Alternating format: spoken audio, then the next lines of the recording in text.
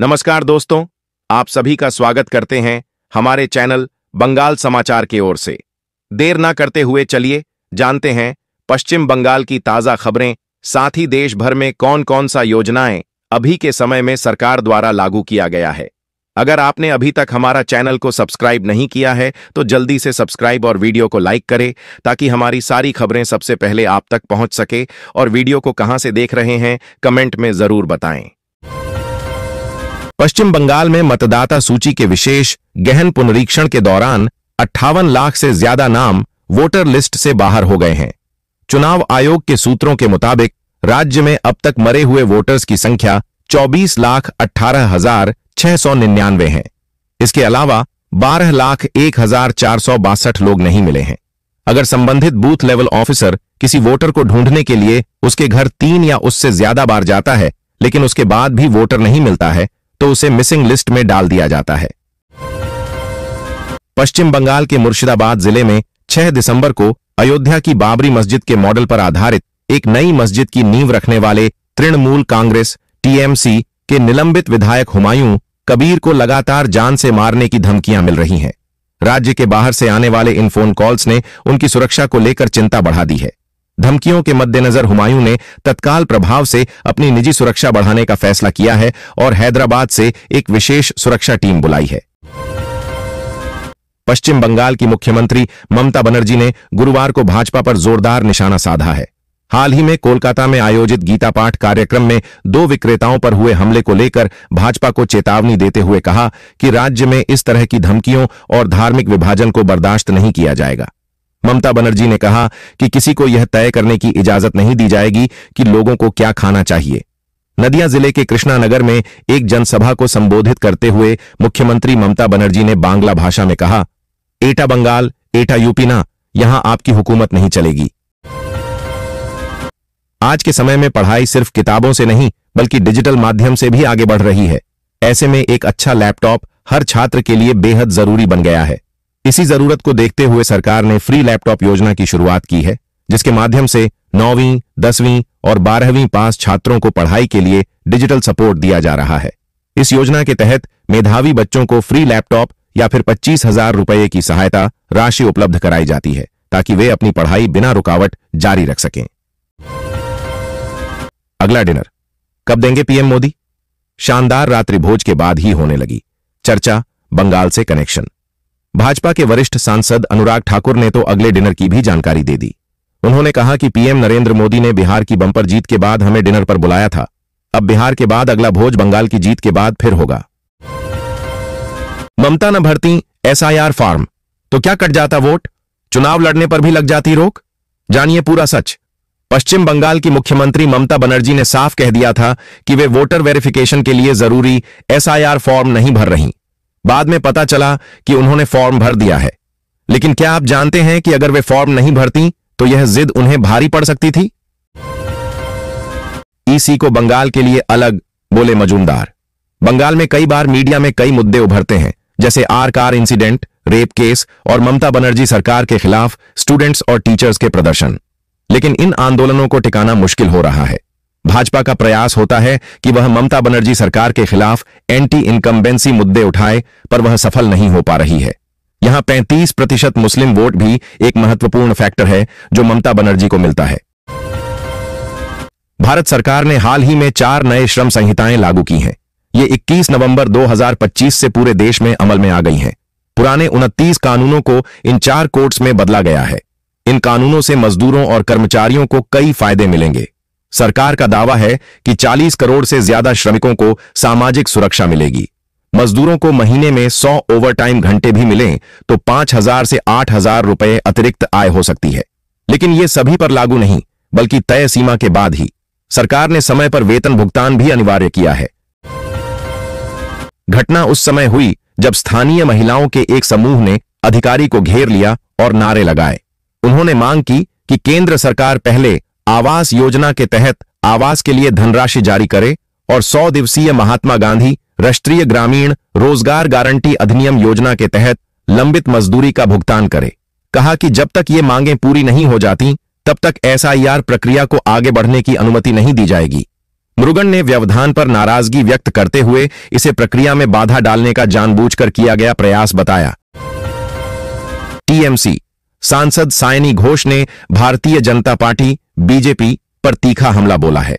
उन्होंने कहा कि बीजेपी के नेता जगने से सोने तक सिर्फ ममता बनर्जी और टीएमसी को गाली देते रहते हैं। उनका इशारा इस ओर था कि बीजेपी बंगाल में विकास या जनहित के मुद्दों पर बात करने के बजाय सिर्फ राजनीतिक विरोध पर ध्यान केंद्रित करती है। उन्होंने बीजेपी को अपनी आलोचनाओं से ऊपर उठकर रचनात्मक राजनीति करने की नसीहत दी। सरकार की सबसे अहम योजनाओं में से एक मनरेगा का नाम बदलने की अचानक शुक्रवार को चर्चा शुरू हो गई। मीडिया संस्थानों में दावा किया गया कि केंद्र सरकार इस योजना का नाम Mahatma Gandhi national rural employment guarantee act 2025 से बदलकर पूज्य Bapu rural employment guarantee bill 2025 रख सकती है। मनी कंट्रोल ने भी सूत्रों के हवाले से शुक्रवार को यह जानकारी दी है। जल्द ही नए नाम को कैबिनेट में मंजूरी दी जा सकती है। हालांकि सरकार ने आधिकारिक रूप से नाम बदलने की पुष्टि नहीं की है।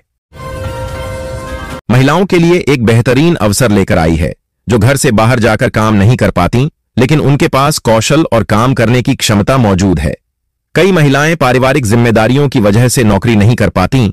ऐसे में यह योजना उनके लिए एक मजबूत सहारा साबित हो सकती है। इस योजना के तहत राज्य की महिलाओं को उनकी योग्यता और पसंद के अनुसार घर बैठे ऑनलाइन काम दिया जाता है, जिससे वे हर महीने 30,000 रुपये तक की कमाई कर सकती हैं। खरीफ विपणन वर्ष 2025 से 26 के अंतर्गत धमतरी जिले में समर्थन मूल्य पर धान उपार्जन एवं कस्टम मिलिंग कार्य तेजी और पारदर्शिता के साथ जारी है।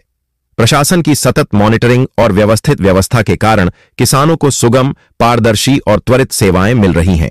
जिले में 10 दिसंबर तक 1,72,568.60 मीटन धान खरीदा गया है, जिसके एवज में किसानों को 409.32 करोड़ रुपए का त्वरित भुगतान किया गया है।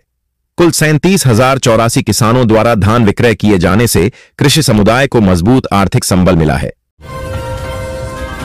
बंगाल में विधानसभा चुनाव से पहले मंदिर मस्जिद को लेकर बढ़ते राजनीतिक विवाद के बीच गुरुवार को साल्ट लेक के विभिन्न इलाकों में पोस्टर लगाए गए। इनमें महानगर के पूर्वी छोर पर अयोध्या शैली के राम मंदिर परिसर बनाने के प्लान के बारे में बताया गया। इसके परिसर में स्कूल, अस्पताल, वृद्धाश्रम और अन्य कल्याणकारी सुविधाएं उपलब्ध कराने का वादा पोस्टर में किया गया है।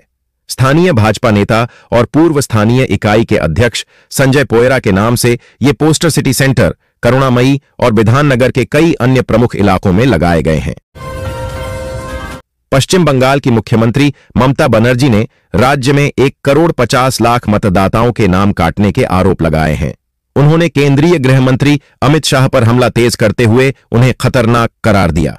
आरोप लगाया कि केंद्र सरकार तथा निर्वाचन आयोग मतदाता सूचियों के विशेष गहन पुनरीक्षण एसआईआर का इस्तेमाल 2026 के विधानसभा चुनाव से पहले बंगाल के लाखों योग्य मतदाताओं के नाम गैरकानूनी तरीके से हटाने के लिए कर रहे हैं।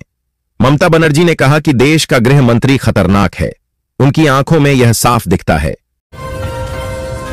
कोलकाता नई दिल्ली तृणमूल सांसदों ने गुरुवार को नई दिल्ली में पुराने संसद भवन के बाहर विरोध प्रदर्शन किया।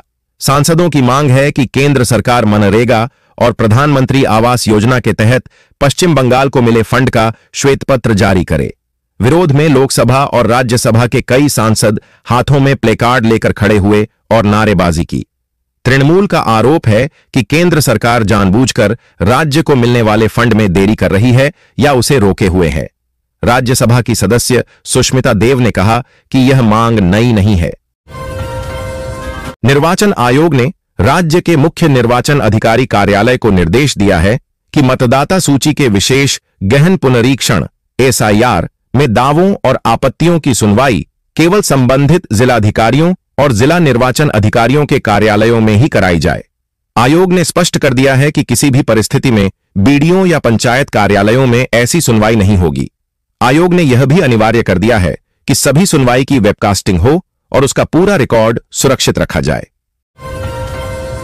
उत्तर 24 परगना के बैरकपुर कैंटोनमेंट बोर्ड के धोबी घाट इलाके से अवैध बालू खनन का आरोप लगाते हुए बैरकपुर के पूर्व सांसद अर्जुन सिंह ने एक्स हैंडल पर एक वीडियो पोस्ट किया है। उन्होंने वीडियो पोस्ट कर लिखा है कि बैरकपुर कैंटोनमेंट बोर्ड इलाके में धोबी घाट के पास नदी से अवैध बालू खनन किया जा रहा है। इसके लिए मोटर और पे लोडर का इस्तेमाल किया जा रहा है। यह अवैध कार्य एक विधायक की सुरक्षा में असामाजिक तत्वों व तृणमूल पार्षदों द्वारा किया जा रहा है। राज्य सरकार की पथश्री रास्ता श्री योजना के तहत हुगली जिले में चल रहे विभिन्न ग्रामीण सड़क निर्माण कार्यों की समीक्षा बैठक गुरुवार को पोलबा दातपुर ब्लॉक के महानाद ग्राम पंचायत स्थित शीतला प्राइमरी स्कूल प्रांगण में संपन्न हुई। इस बैठक में ब्लॉक क्षेत्र से जुड़ी परियोजनाओं की प्रगति रिपोर्ट प्रस्तुत की गई।